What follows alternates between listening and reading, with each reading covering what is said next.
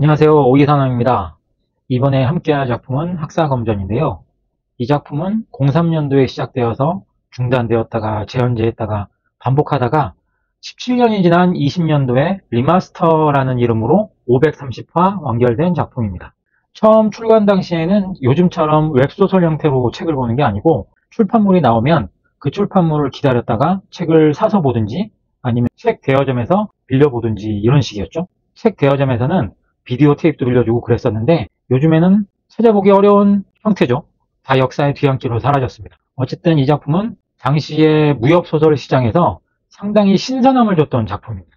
요즘은 몇 작품에 하나씩 계속 등장하는 학사류의 시족적인 작품이죠. 당시 작품들은 대부분 김용 선생님의 작품상 무림 세력을 배경으로 구대문파, 명교, 개방, 오대세가 등등의 구도로 나누고 거기서 조금씩 바꿔가면서 이야기를 전개했습니다. 그래서 주인공은 소림파, 무당파, 화산파, 종남파, 개방, 남궁세가, 마교 등 출신으로 어려움을 겪거나 재능덩어리거나 하여튼 이런 식으로 이야기가 진행됩니다.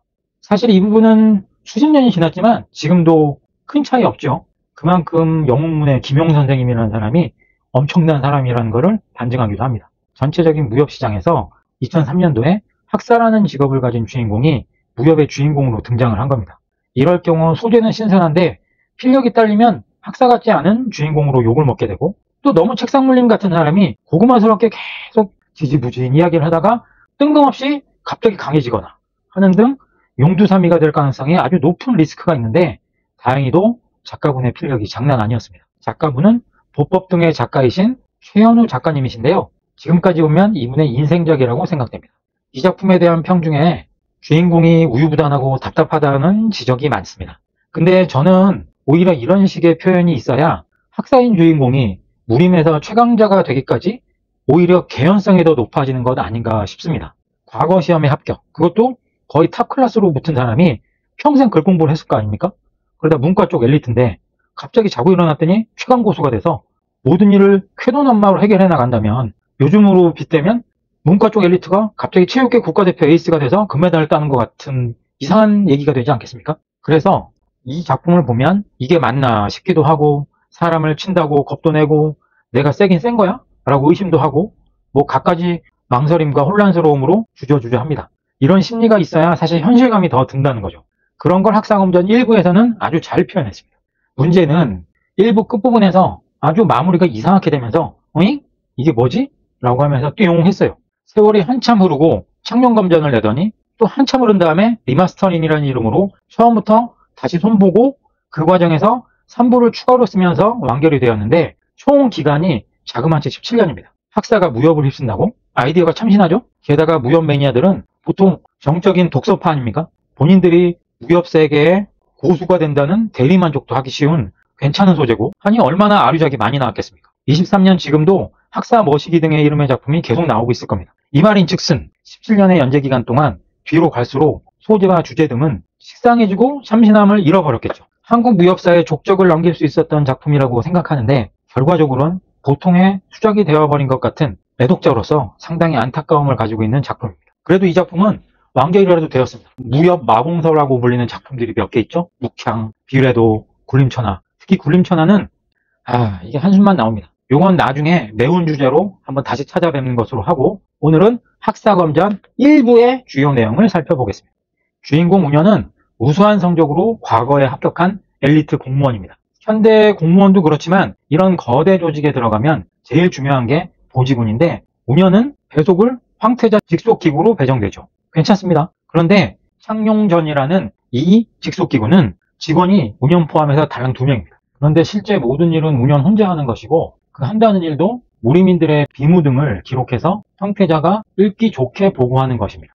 비전도 없고 권력도 없고 그냥 세월만 주구장창 흘러가는 보직인데 장원급제한 신규 공무원한테는 엄청 답답한 얘기죠. 그래도 장원급제는 아무나 하는 게 아닙니다. 성실파 엘리트 주인공은 엄청 열심히 이 일을 합니다. 오죽하면 실감나게 더 잘 써보겠다고 전임 학사가 만들었다는 백호수령검식이라는 것을 실제로 배웁니다. 근데 문제는 그걸 책으로 배워요. 그런데 이런 말도 안 되는 상황에서 너무 열심히 하다 보니까 이게 또 경지에 오른다 이겁니다. 물론 작품 중에서 금군교도라는 일충현의 도움을 받지만 무공 성향도 그렇고 성실맨 주인공의 노력이 더해지면서 색성머리 고수가 되어버리는 겁니다. 본인만 모르게. 어느 정도 경지에 오른 사람이 하수를 보면 참견하고 싶잖아요. 보통 우리 주변에 바둑이나 장기를 두면 주변에서 혼수를 두죠. 이런 식으로 황태자에게 보고하려고 무림 비무를 검토했는데 그 비무 상황을 상상하는 것만으로도 좀 답답해서 혼수를 두고 싶어 합니다. 그래서 천에 비쳐 창룡검주라는 필명으로 비무 당사자들한테 혼수 내용을 서찰로 보냅니다. 무림 비극이라는 거는 결국 내 한계를 돌파하는 단서 아니겠습니까? 이 서찰의 내용이 이와 다르지 않은 게 문제였습니다. 서찰을 받은 사람이 그걸 보고 갑자기 본인 한계를 깨버렸다는 거죠. 무림이 난리가 납니다.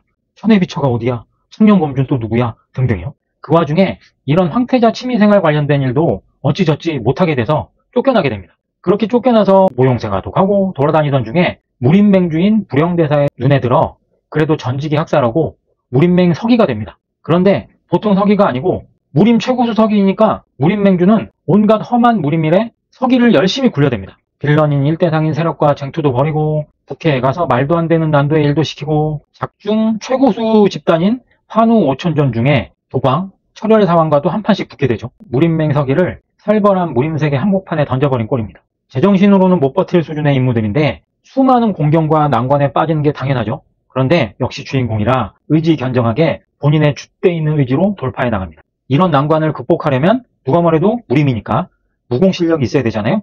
책으로 배운 무공을 쓰면서 본인도 긴가민가합니다.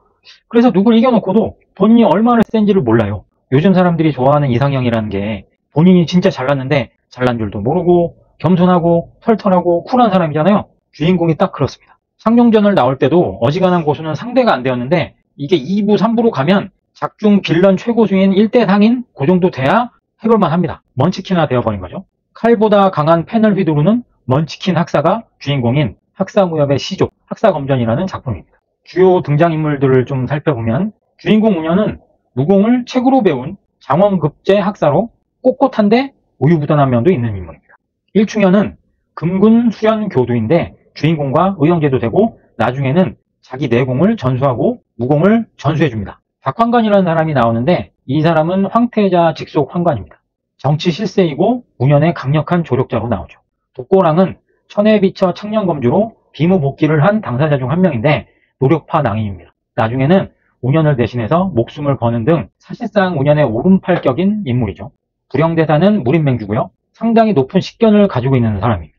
운현의 가치를 미리 알아보고 악의는 없지만 무림세계로 엄청 분류됩니다. 운현의 가치가 올려쳐진 시작점에는 검성 이검학이라는 사람이 있는데 검의 당대 최고수인 이검학의 제자가 운현이다 라고 소문이 나니까 주인공은 무림의 중심이 될 수밖에 없었죠. 이 작품의 가장 큰 약점이라고 할 수 있는 히로인이 나오는데 캐릭터들이 그렇게 별로 다 썩 마음에 들진 않습니다. 처음에는 북해린궁 소공주가 나오는데 약간 신선한 매력미가 있어요. 근데 뒤로 갈수록 야심이 커지고 배신도 때리고 그러면서 히로인에서 자연스럽게 탈락을 합니다. 사실상 히로인은 모용미가 되는데 이 모용미는 초기에 나오는 모용세가의 외당주, 딸입니다. 모용세가주의. 그나마 정상적인 히로인인데 막상 뭐 잘되고 그런 것도 아니고 하여튼 스탠스가 이상한 인물이죠. 이서연은 작품 최고의 악녀인데요. 처음 등장할 때는 상단주의 딸로 실세이면서 식견도 우수한데 이 사람이 운현을 눈여겨봅니다.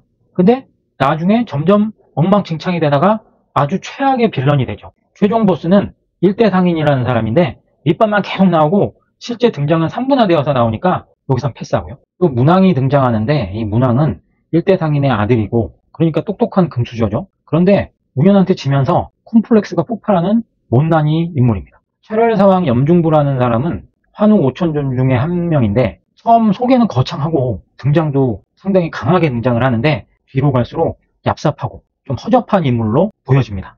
칼보다 펜에 익숙한 글쟁이가 무림 최고수가 되어가는 스토리는 지금은 그냥 뭐 자주 나오는 소재이죠. 그런데 2003년은 이 시장을 흔들 만큼 신선했어요. 강해지는 과정도 강해지고 행보도 모두 설득력을 가지는 구성과 필력으로 대작의 향기를 풍기던 작품이었죠. 1부까지는 액션도 잘 표현했지만 주인공의 무공 수준을 주변인들과의 관계 등 잔잔한 묘사 과정에서 나타내도록 표현한 것도 재밌었습니다. 무공고수임을 정작 잘 모르는 주인공을 이용하려는 무림 세력들의 행보를 통해서 간접적으로 주인공이 점점 성장해가는 걸 보는 필력도 대단했습니다. 하지만 이 당시 나왔던 작품 중에 유수행도 그렇고 상당히 매력 있는 소재의 작품이 뒤로 가면서 처음의 매력을 잃어가는 것은 보는 애독자로서 상당히 안타까웠던 작품 중에 하나입니다. 하지만 그렇더라도 학사무협이라는 것에 그 시작을 알리는 작품을 본다는 것만으로도 학사검전은 볼만한 가치가 있는 수작이라고 생각합니다.